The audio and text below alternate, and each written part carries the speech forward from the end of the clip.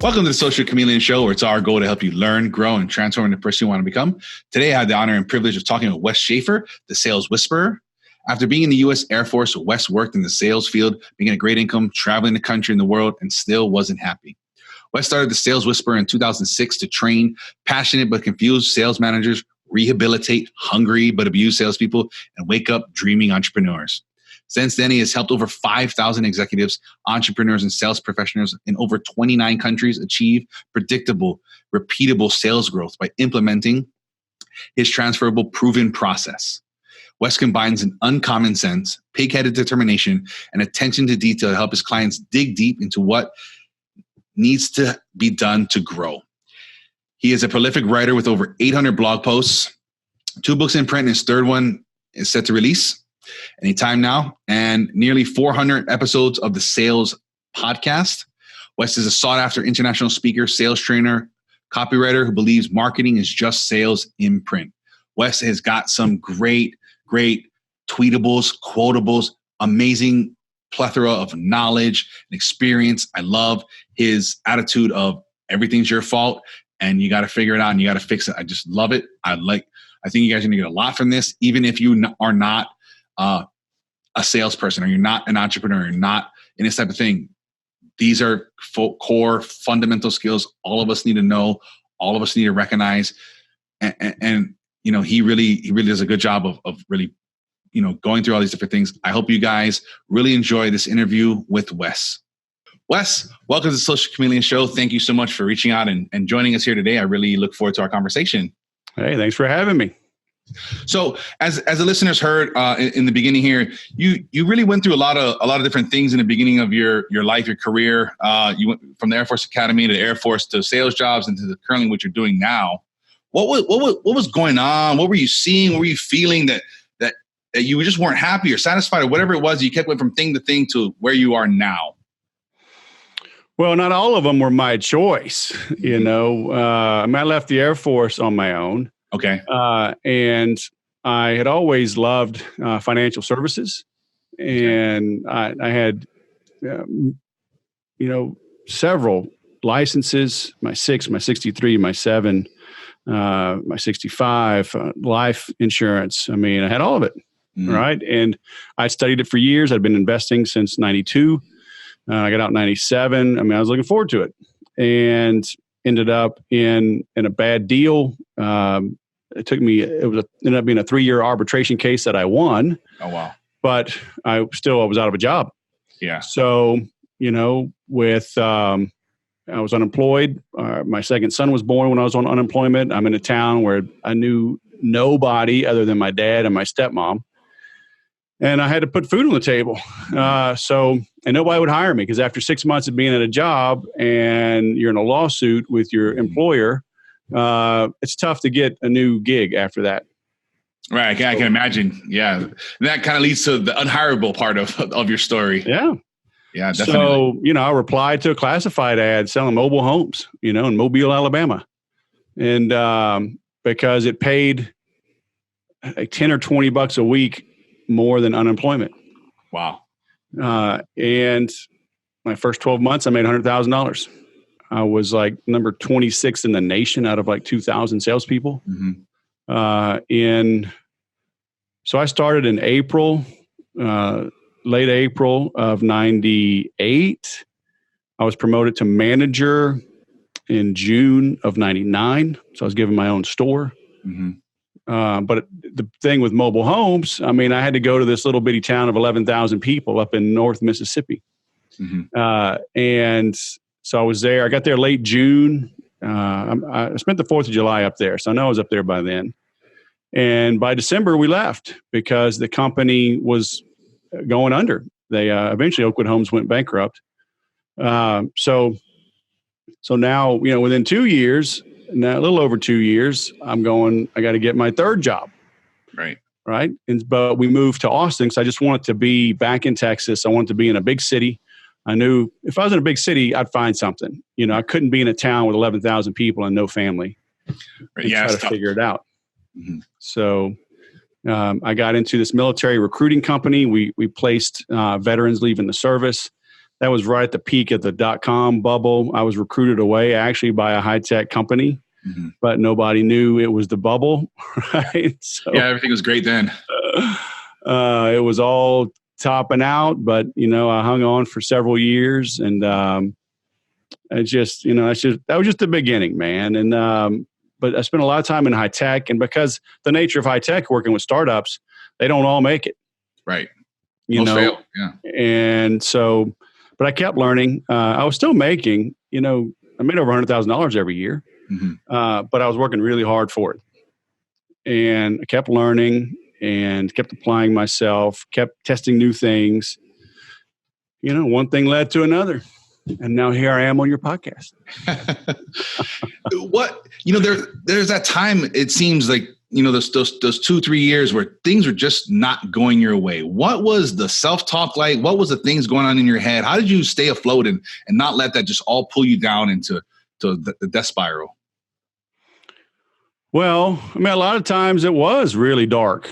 There were some tough times. And throughout all that, because I made good money, and we lived within our means. That was the other thing, right? So I had money to invest, and I kissed more frogs. I had more bad deals, bought into a franchise, lost everything, ended up in a 3-year audit by the state of California that eventually won. Ended up invested in commercial, some apartments with a former boss of mine. He lost it all. And I had to pay back my friends that I guaranteed. So not only did I lose my money, I had to pay them back. A lot of dark times. But, the main thing, it's like they say, if you're going through hell, don't stop. Right. Right. And so you got to take a step back and say, how did I get here? Whose fault is this? Okay, such and such was a jerk and he mismanaged the money. Well, but I chose him as a partner. I put my money in that deal. I chose not to check it out closer, So, and then I finally realized, stop investing in others, invest in myself. Right. And so when I started putting money in my own mentors and coaching, things got better. And so I just kept doubling down on me, and finding, if I had a gap in an area, a skill set or whatever, I'd either hire somebody to do it or buy a program so I could learn or, whatever, hire somebody to do it, teach me real quick. And, that was the main thing. It's because, you got to look around, even when times are tough, like you look around, it's like, give me a break. You got $1,000 iPhone in your hand. Yeah. Probably a $2,000 computer you're on. Yeah. You got air conditioning. You're probably binge watching Game of Thrones. It ain't that bad. Right. Okay. Yeah. Things may be tough. Yeah. You may not know what's going to come tomorrow, but you know what? Tomorrow may not come. So quit your worrying and, keep pushing ahead. It's either that or quit. Right. And people are like, I remember my great grandfather, he was in his late 90s when he died. And I was hanging out with him. I was 21, maybe pushing 22. And, we sat on his front porch swing and he was laughing. And he said, the key is to get you a job with a good pension. He said, I've drawn a pension longer than I worked. And he laughed. Because he was the anomaly. Right. Right. Back in the day, when Social Security was invented, the age was 65 when the life expectancy was like 57 or something like that. Right. So they literally, you were supposed to pay into it and never get it. And life expectancies have increased like 17 or 19 years since Social Security was created. So that's why all these companies did away with pensions.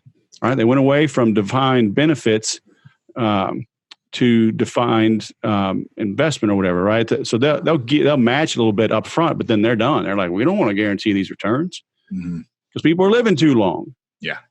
So, but if I listened to my great grandfather, I'd work at an airline and go bankrupt and lose my pension. Work at a car, manufacturer, go bankrupt, lose my pension. Pensions are going away. Right. So you got to be careful whose advice you follow, right? Yeah, and that was the tried and true safe advice of the day. You know, everybody, you know, worked for somebody for 20, 30 years, got a gold watch, and you, like your grandfather, did sat on the porch and enjoyed life from then on out. Yeah, he had it good, right? He's living in Texas, got some property, got some cows, go fishing, driving his old Dodge truck. Life was good. Yeah, definitely. You know, through doing some research and stuff, I'm reading a lot of the stuff you put out and a lot of things people say about you. You're really good at storytelling. What is it that the power of storytelling, and what are people missing with that? Well, if you look back, I mean, as humans, we are storytellers. I mean, going back to the cavemen drawing on caves, right? Those were cartoons, right? Basically. Yeah. And people, underestimate the power of a comic, and to their own demise. What did Jesus do? Right? He didn't say go write a novel, go write a book, go write the Bible. Right? He told stories. Right. He met people where they were, and that's what we have to do in sales. Mm-hmm. We have to adjust how we sell to match how our prospects buy. And so the curse of knowledge is a real thing. When we do something for too long, it's like I just got done with Brazilian Jiu Jitsu, and Tuesdays I go for our noon class. And, our instructor, he's literally the world champ for his division. But what makes him a great teacher is that he's never forgotten what it's like to not know something. Mm-hmm. So he gets into the minute details to teach something. Because when you see him perform a move, there's literally 20 things he might do in 2 seconds. Right. Where does your left foot go? What's the angle of the foot? Is the pressure on your heel or on your toe? What about you? How much do you bend your knee? Where does your right foot go? What about your left elbow? Is the elbow down? Is it up? Where's the wrist? I mean, they literally will teach us like angles of the wrist, mm-hmm. on how to finish a choke. Right. So literally 20, maybe 50 things. Like, where's the weight transition? All these things. But he knows that we don't know it. Mm-hmm. And so he'll break it down. And it takes a while. You got to do steps 1 through 3. You're like, okay, all right, now I'm ready for 4 and 5. And so it's a skill, it's an art. I mean, it's a little bit of both. But if you can just remain cognizant, right? Look in the eyeballs of your prospect and see if they're getting it. Mm-hmm.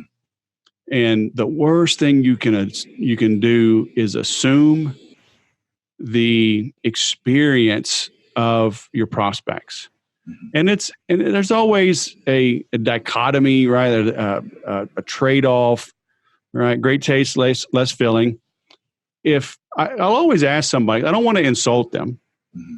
Like they'll ask me about HubSpot, right? So very complicated software, very powerful, tons and tons of modules and upgrades. And so I don't want to start at the beginning if they know what I'm talking about, but I don't want to skip ahead if they don't, right? So it's just like, I'll just ask them, can you show me HubSpot? I'm like, well, what is your experience with other CRMs? What is your experience with this, that, or the other? And when they tell me that, then I can start where they are. They're like, oh, I'm on chapter 2. Okay, great. It's a 20 chapter book. Great. At least I don't have to start at the introduction. Mm-hmm. And then I'll take them from there. So, but yeah, you need to understand, hey, as soon as, if you were to play the Star Wars music, right? And the slow scroll. Yeah. Bam. Right. I go, when did it start? Was it 1977 or 1979? I forget. One or the other. But I was there, right? I'm 49. I was there for the first Star Wars. And when I hear that music, I am taken back to 1977. Okay, that's just how we're wired as human beings. So get good at telling stories. We talk too much about the facts. And again, it's the curse of knowledge. Mm-hmm. We talk too much and we wear our people out. And then they say, that was very nice. Thank you for taking your time. That was a great presentation. If you could leave us the brochure and send us some more information and we'll get back to you. You're dead. Yeah, you're dead. But the reason why they're saying that is probably because you went too fast, you used too much jargon, you talked over their heads, and they just did not want to admit their ignorance. Right. Okay. And ignorance is different from stupidity, right? Ignorance just means you don't have any experience with it. It doesn't mean you're dumb, right? I'm ignorant of heart surgery procedures, but I could learn it, right? If I had 8 or 10 or 12 years, I could, and a lot of money, I could go learn it. But it doesn't mean you couldn't explain the fundamentals of what it takes in a heart surgery. But again, meet them where they are. You've got to be good. My kids, they always roll their eyes. They're like, oh, here comes an analogy from dad. But they also understand the question when we're done. Right? So I remember I learned this years ago when we were doing sales training at Dell. And first, you have to be the same before you're different. Okay. And so it's basically meeting them where they are. So like I sold against Dell. It was funny. Before that, I had a sales training job with them, but I sold against them before that. And basically, I would tell people we were selling these Blade PCs, these computers on a stick. Basically, they were in a closet, like a server, but it was a PC. So basically, I would just tell them, are you familiar with a desktop, with a tower, with all these different footprints? They're like, yeah. Oh, yeah. I'm like, it's the same thing. It's just on a stick, and you slide it in a rack, and you run a long cable for the monitor. And they're like, oh, okay. Yeah, we'll look at that. Yeah. Fine. You got to wait for that. Oh, yeah. Then you can move to the next step. What is the thought process like? Because I feel what you're saying, and I know this intellectually, and sometimes it's hard, especially when you're talking to somebody and you just you get in that mode, and it's just you spit off a couple acronyms, and you think, oh, and then like you're saying, people are just like, oh yeah, yeah, I'm very familiar with that, and after you're done, you replay back later, you're like, oh, they had no idea what I was talking about. How do you hone that? How do you cultivate that? What are some tricks or steps or processes look like to pull yourself back and say, I can't talk to people this way. This is industry jargon they do not understand, and knowing the difference.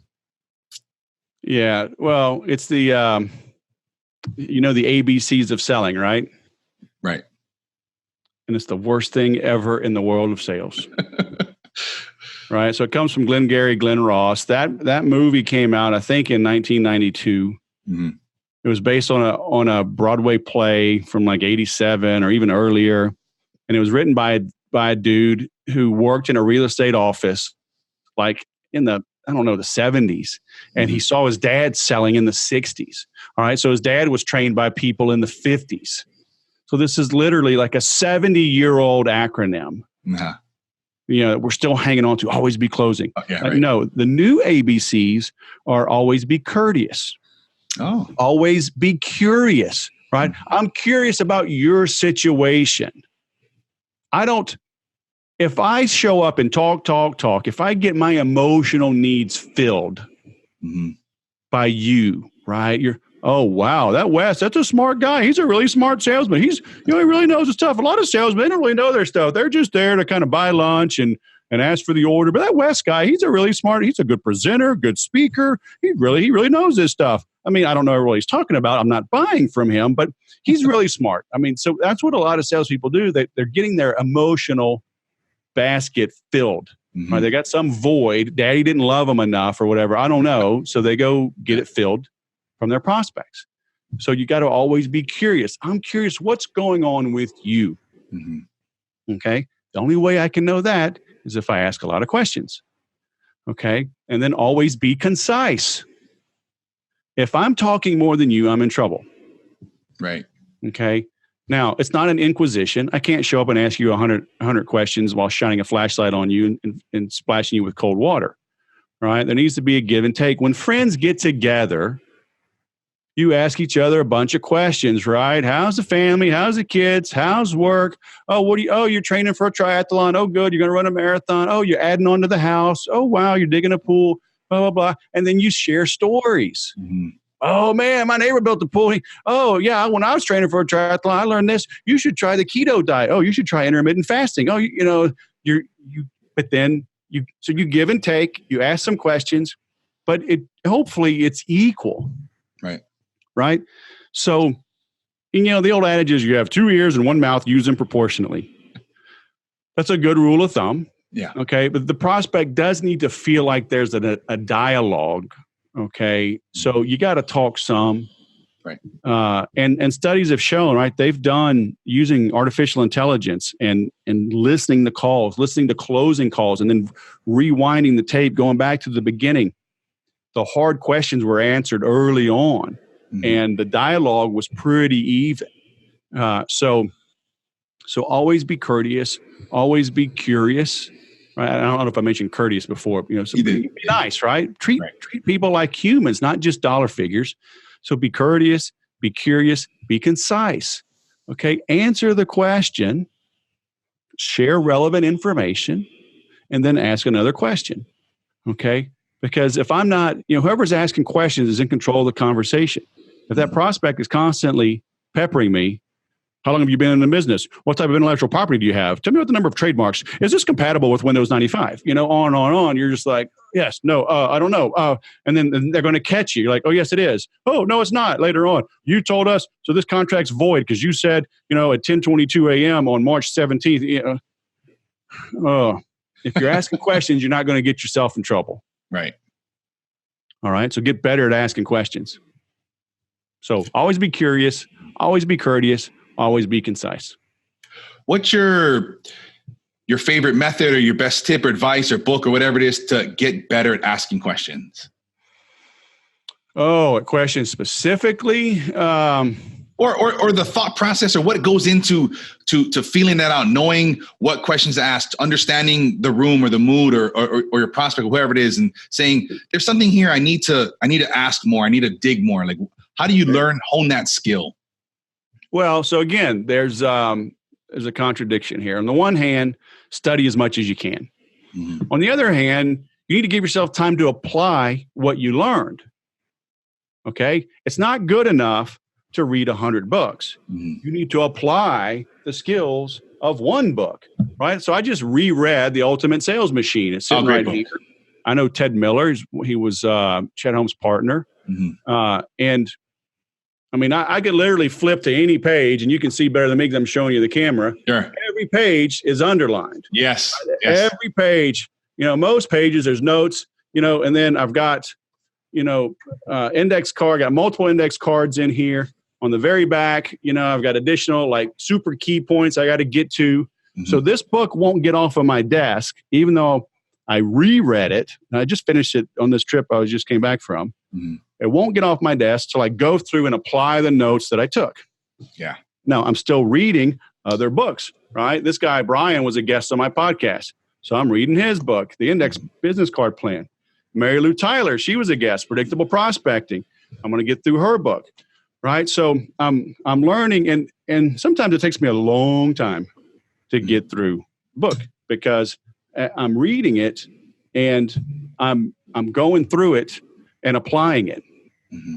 Right. So it's not enough. And I use that, the point from Bruce Lee in my talk last week. He says, I'm not afraid of a guy that studied 10,000 kicks. I'm afraid of the guy that studied one kick, practiced one kick 10,000 times. Right. And it's true. Right. In Jiu Jitsu, I was always mesmerized. I'm still mesmerized by these higher belts. I mean, it feels like they're aliens from another planet. It's like, how do you do the things you do? Yeah. And it's literally, it's just, they have failed more times than I have tried. Mm-hmm.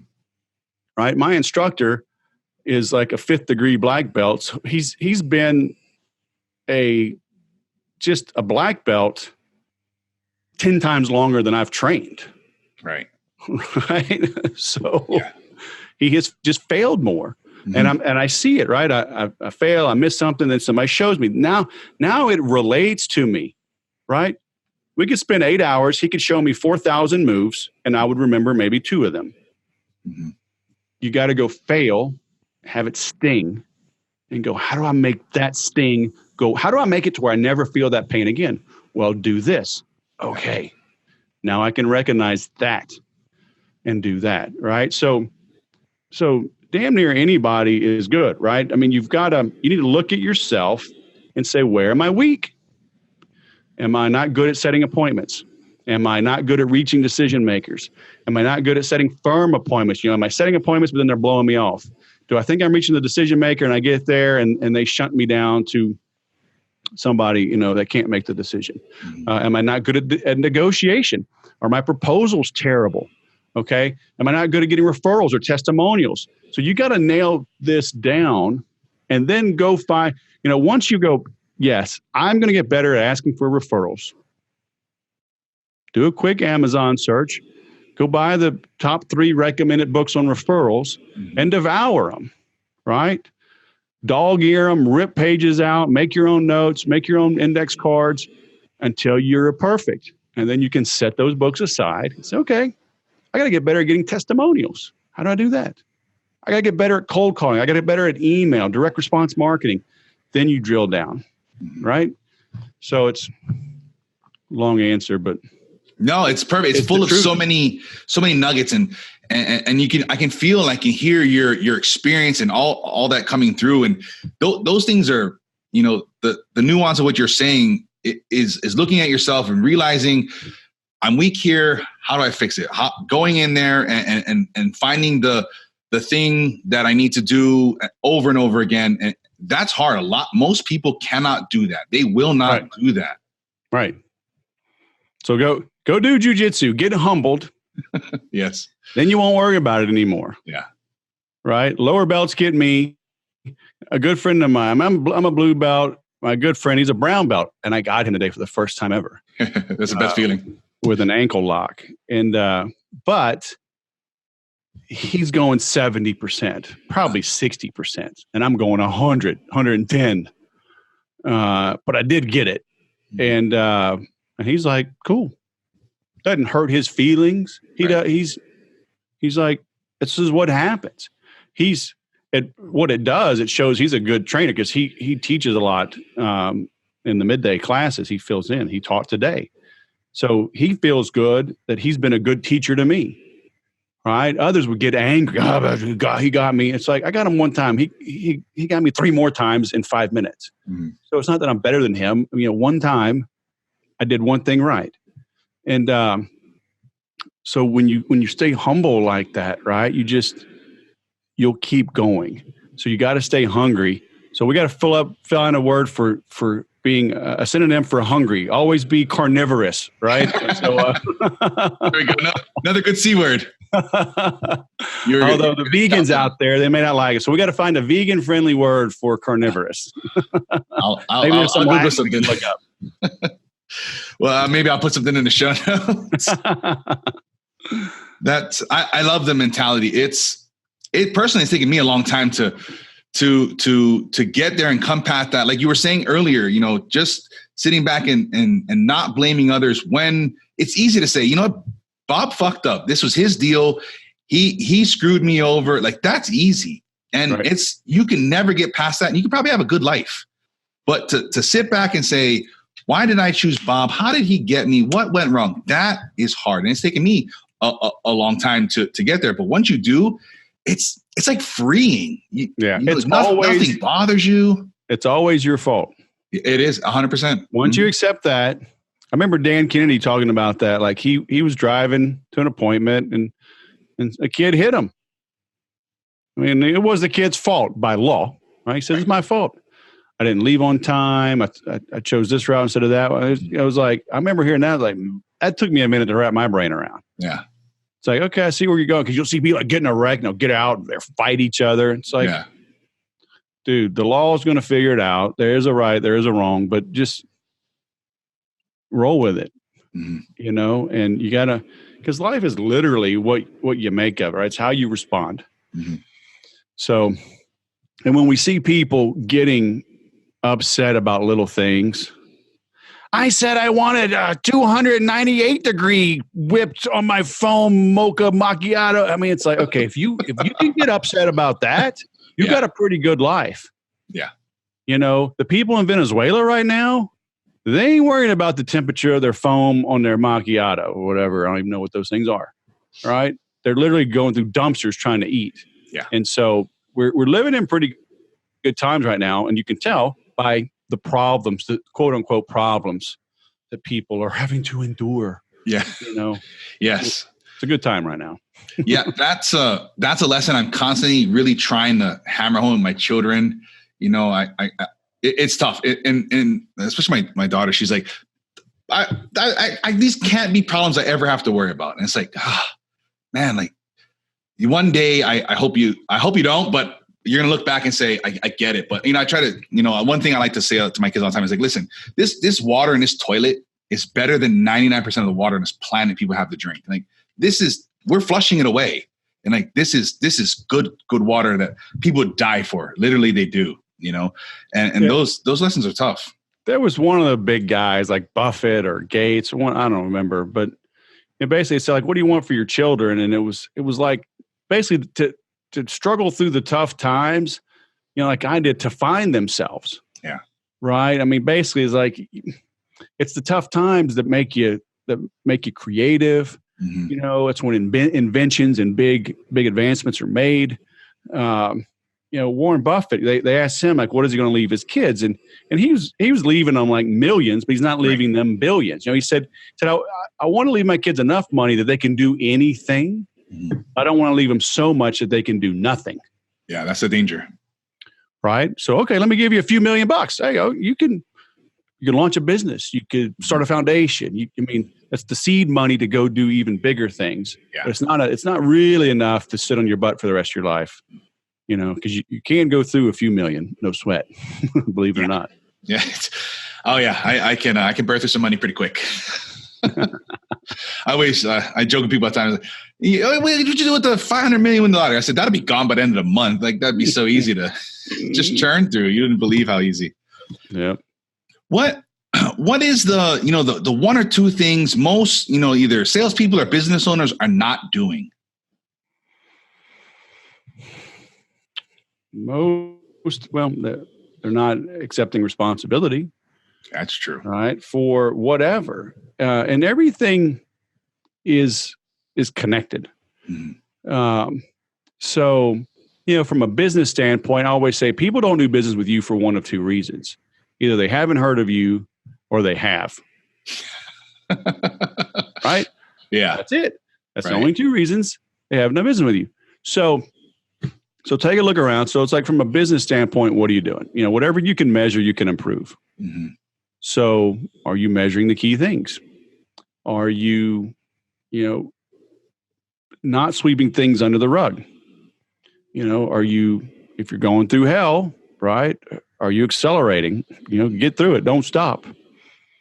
You know, so, and from there, so you really have to look at literally everything. How do you eat? How do you exercise? What's your fitness? You know, are you crashing? You don't have the energy and the focus to get through that financial report, get through that spreadsheet, to plow through QuickBooks and find out the little things. You know, just yesterday, I get a renewal from GoDaddy, mm-hmm. right? For one of my URLs. It's like $18. And I'm like, they're usually like $8. Yeah.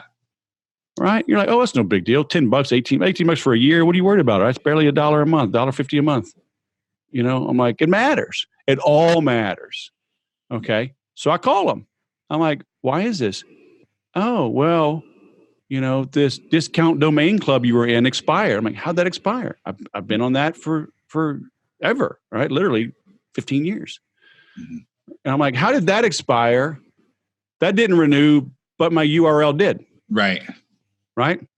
So on the one hand, I did miss the first one, but I caught the second one. And then I benefited because they go, well, because it expired, if you do 3 years instead of 2, we can do a 35% discount, and it's $2 more than what you were paying for 2 years. I was like, sold. Yeah. Right? But because I was able to catch it, mm-hmm. you know, because the other one it just happened. It just expired, you know. And I mean, in my defense, I was traveling all last week, so I get a little break. But you know, I'm fresh, right? I'm in shape. I'm watching what I eat. I'm paying attention to the little things in my business. And it doesn't sound like much, but I have like 50 or 60 URLs. Right. Right. So an extra $10, well, that's an extra $600 over the course of a year. Well, $600, I can pay my overseas assistant for 5 months for, you know, because she's just part-time, right? A couple hours a day. So it all adds up. That's $500 I can run on a Facebook ads campaign or something, so you got to pay attention. The little things matter. People are like, what's your big, hairy, audacious goal, right? Well, I want to be a billionaire and I want to have USC name a building after me. Fantastic. Wonderful goal. You want to cure cancer in that building. Lovely. Yeah. I've had multiple friends and family die of cancer.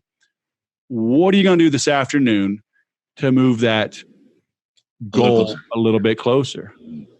Right. Well, I mean, we got happy hour tonight and, and I got to catch up on Game of Thrones and, so I mean, tomorrow's too late. Yeah. You're dead tonight. Well, yeah. Too many people have these big, hairy, audacious goals and they don't know what they're going to do in the next hour. Mm-hmm. So you got to get granular to make it work. What's your trick or thought process or methodology to getting granular? What is a couple of things you like to do to tease that out? Well, you have to have one priority, right? You literally cannot have priorities. Right. It's just impossible. Prior is like what comes before the other. Now, yeah, you can rack and stack them, but if you're running around with 27 to-dos, you're not going to get it done. Yeah, definitely. You got to slow this thing down, man. You gotta boil it down to its essence of what has to get done, and then get that done. But, like Zig Ziglar always said, if you got to eat a frog, there ain't no use staring at it. Mm-hmm. If you got to eat more than one, eat the biggest one first. Yeah. Okay. So have the big goals, the big to-dos for the day. Get those done first. Mm-hmm. Then let everything out. If you have time, get to the other little things. Because it's amazing how many little things just work themselves out. Yeah. If you just let them sit over there in the corner and suck their thumb for a little while.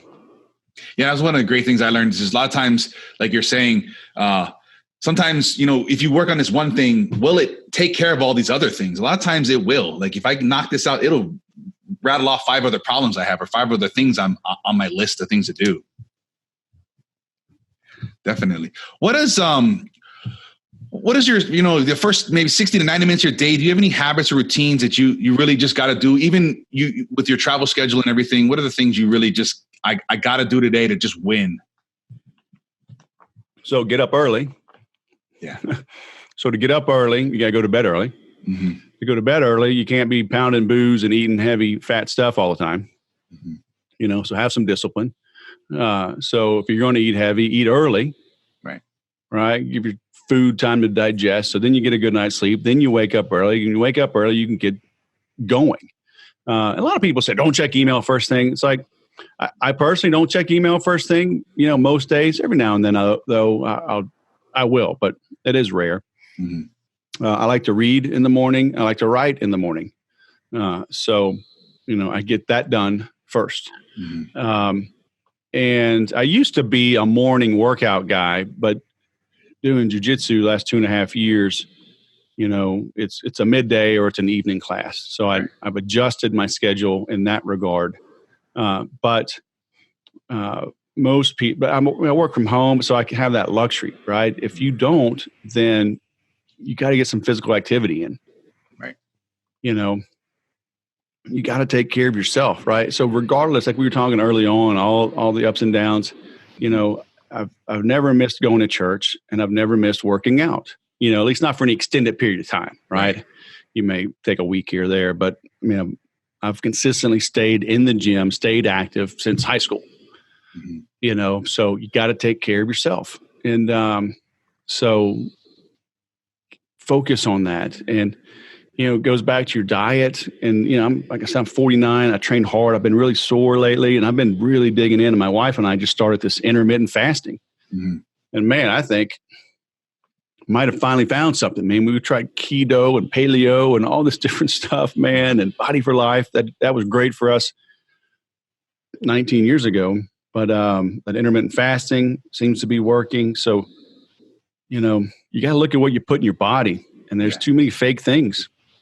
I posted this a couple of months ago and so many people are like, do testosterone, I'm like, dude, men and women, it's like, we're so quick to just put drugs in our body, medicate ourselves. Mm-hmm. It's like, I'm like, maybe, right? Maybe I will, but I'm going to exhaust everything else. Right. And I knew I don't eat terribly bad, but because I train hard, I kind of get to eat whatever I want. Right. So I'll eat burgers and fries and ice cream and whatever. But it's like, okay, the weight may be staying off, but the inflammation, the soreness, the slow recovery, I want to be able to train 6 days a week. And I've been hurting, right? I've been going 3 days, maybe 4.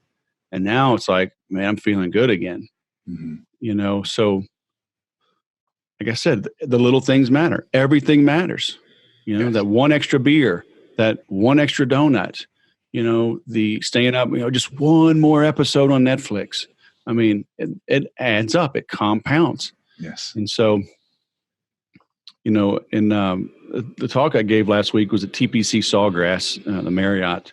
And so the whole theme of the conference was around golf. So I did some research and, Tiger Woods, he just won the Masters. So it's his first major win in 11 years. Yeah. First Masters win in 14 years. And everyone had written him off because he's like, I think 42. Something, so yeah. I think he's the second oldest to ever win the Masters behind Jack Nicklaus. Yeah. So the odds are against him, right? Just looking historically. He shot 275 over 4 days. He beat 3 guys by 1 stroke. And one of the key differences was that he made 5 putts from beyond 20 feet. All right. His top 5 closest competitors only made 3 cumulatively. Wow. Okay. So Tiger made 5. So the other guys should have made, if they all made 5, then that would be 25, right? But they made 3. Wow. So whatever that math is, it's infinitely better. Yes. Okay. And he won by 1 stroke. So 1 stroke divided by 275 divided by 4, okay, is 9/100ths%. Tiger Woods was 9/100ths% better every day for 4 days. And he won like $1.2 million. Right. Or he got that off his back. Yeah. Or I'm sorry. No, I think he won $2,070,000. I think that's right. The closest competitor. So 3 guys tied. What did he make? Yeah. $2,070,000. 3 guys tied for second. So they earned $858,000. Still not a bad earning for a week's worth of work, right? Yeah. But there's a 241% difference by being 9/100ths% better each day. But at least in golf, you make money for losing. Yeah. Right? If you and I are 9/100ths worse than our competitors, we get 0% of the sale. Okay.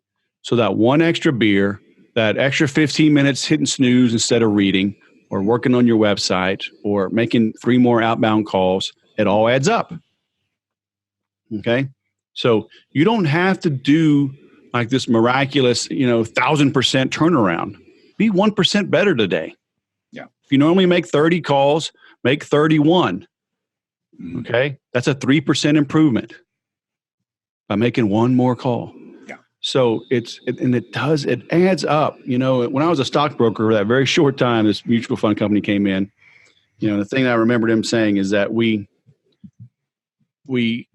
overestimate what we can achieve in a year, but we underestimate what we can achieve in 5. Yeah.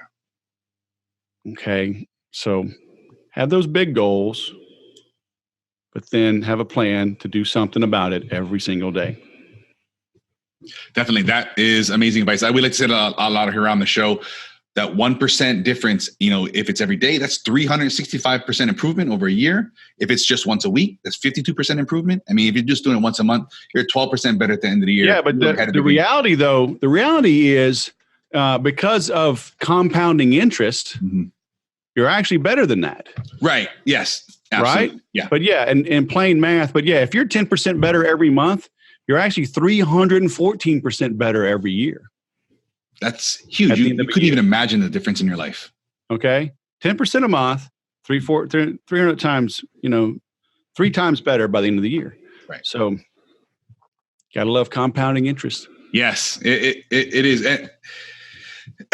it seems so simple, and the difference between like Tiger Woods and the rest of the guys is that 1%. That's the little extra, the little something else. That's the difference between the top 5% of the people in the world and everybody else is just not going to do that kind of stuff. They're not going to take the extra time. It is the simple things, right? So my instructor, he's literally the best in the world at his level. And all we do are the fundamentals. We always laugh about, oh, hey, you've been watching YouTube videos? Right? Because you watch these YouTube videos, they're showing these fancy moves. Yeah. And it's like, okay, yeah, maybe. If you're competing to be like the best in the world, all right, you need to learn those fancy moves. But you better have the good fundamentals too. Mm-hmm. Right. And so I'm not studying. My goal is not to be some international world champion. Right. Yeah. I want to stay in shape, do a couple tournaments here and there, have fun, get better. Mm-hmm. Right. But it's the fundamentals. And I can't tell you how many times smaller guys, but more skilled, they beat me with just simple stuff. But they've been willing, for years to keep doing the simple stuff over and over and over again. So it makes a difference. That's the difference between a professional and a rookie, right? The rookie will do things so they can't. A rookie does things until they get it right. The professional does until they can't get it wrong. Exactly. Okay. That takes a lot of work. It does. What is either a book or a course or something like that you wish you took earlier in life? You read earlier in life? Yeah, my own course, 30-day sales growth. All right.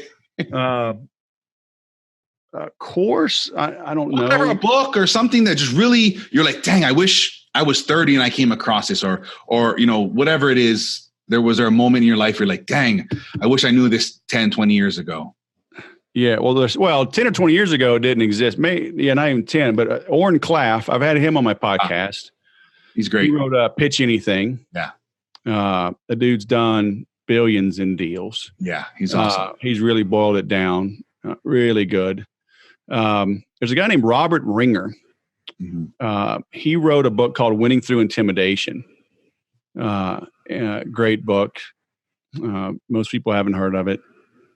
But and it's not as like mean or violent as it sounds. Mm-hmm. He was in real estate years ago, and he was, he was taking a private jet and bringing staff, like literally carrying typewriters so they could, type out the paperwork right there. And he's doing these commercial deals, so he didn't want time to be wasted.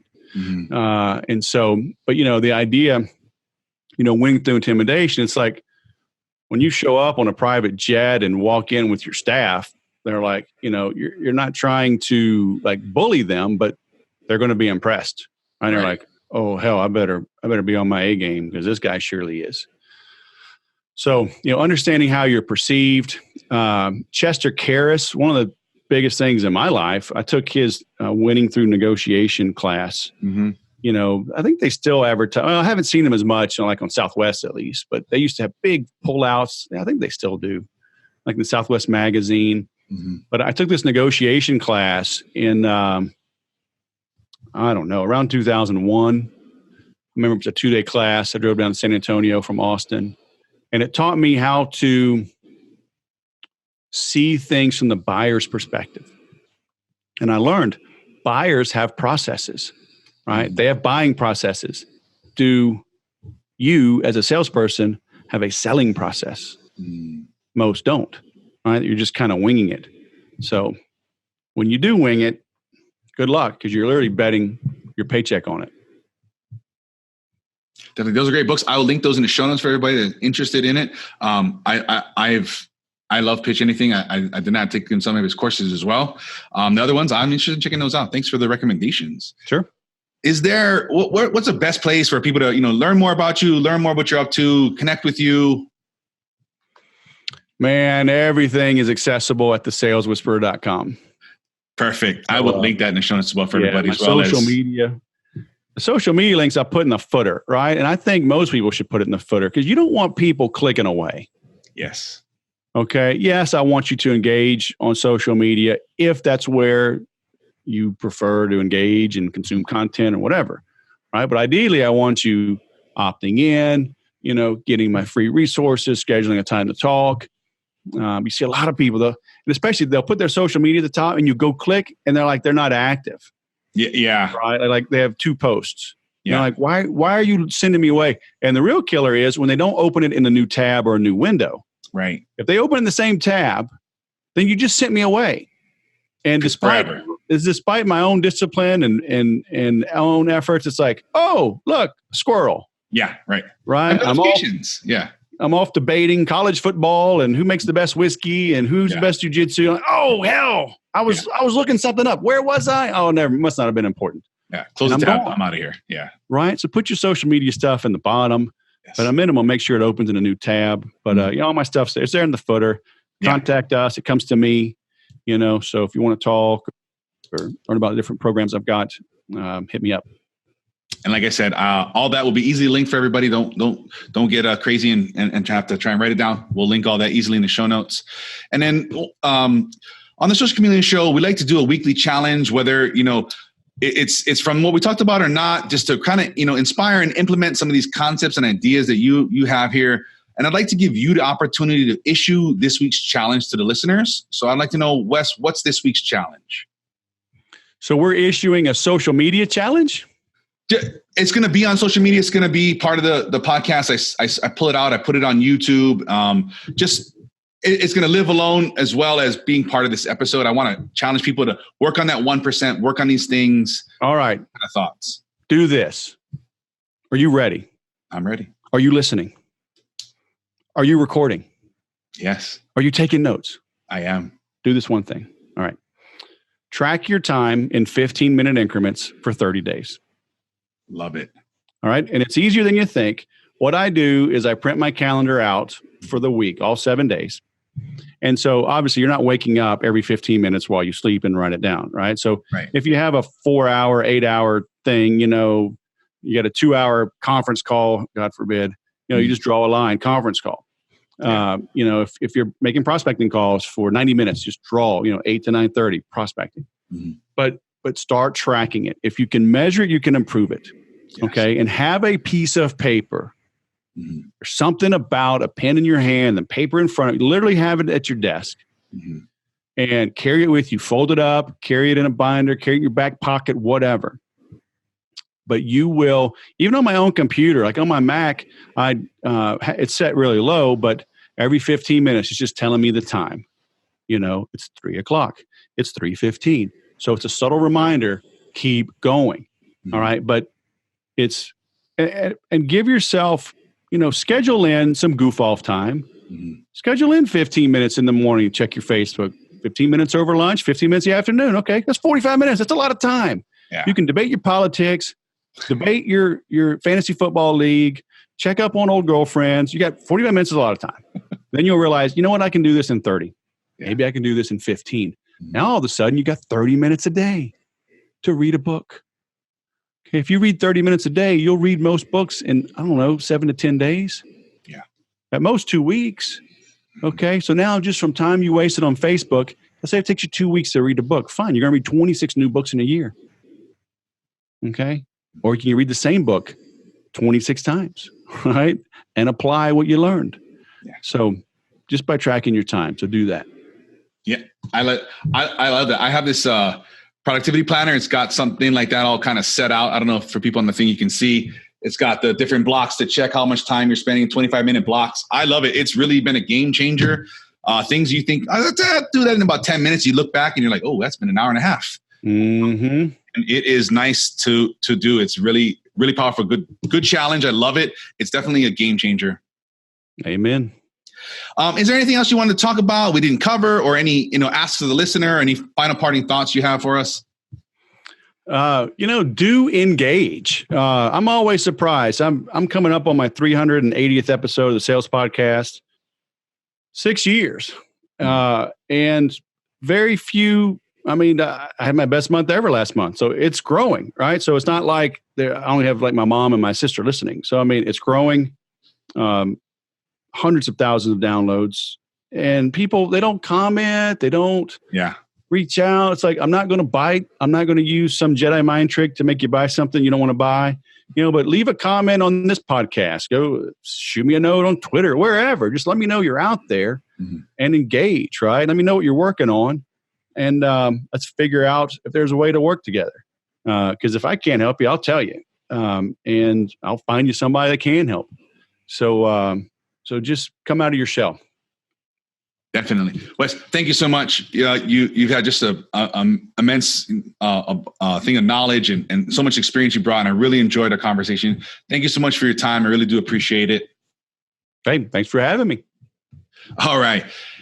Man, what a great interview. I know, man, just all those nuggets. He's got all that wisdom, all that experience. He's got some great stuff. And he's got a great mindset and he's got a great experience. And this guy has been through so much and he's still so bright and so vibrant and so hopeful and so optimistic. I love it. I love the energy. I love the everything he has said, the focus, everything. It's just great. And I hope you guys got a lot out of this like I did. This is really, I got a ton of notes here. I hope you guys took a bunch too.